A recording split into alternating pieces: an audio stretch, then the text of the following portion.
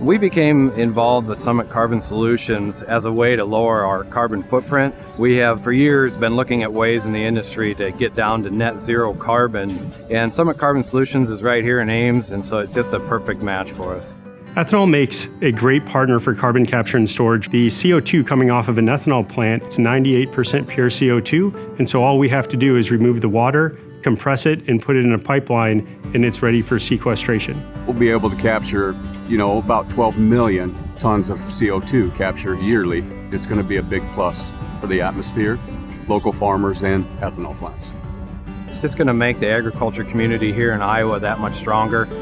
When we take the CO2 and take it to North Dakota, we'll be able to drop our carbon footprint by 30 points, and so that'll help make us a low carbon fuel of the future, and actually that's a fuel of today.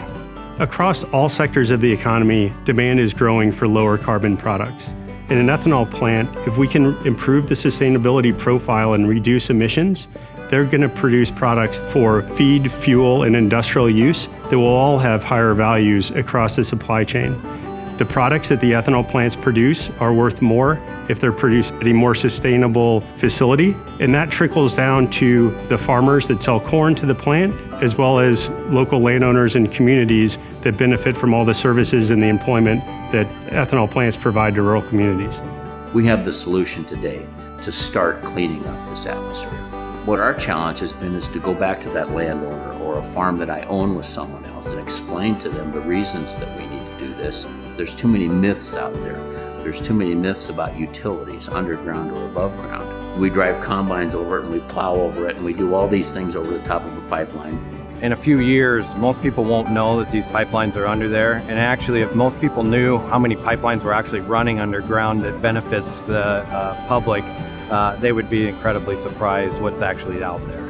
So when I look at the dollars that they're going to pay me to reimburse me for the disruption of 1 or 2 or 3 years up front, I'll be able to go back into that farm and actually improve the drainage of that farm and long-term be able to improve yield prospect, and it will add value to that farm. So it's a real benefit today when you look at the financial end of it that's coming through a farm, that we can reinvest those dollars in the land. And when it comes to water quality, soil health, and just taking care of that farm, we're making that farm better for the future to come.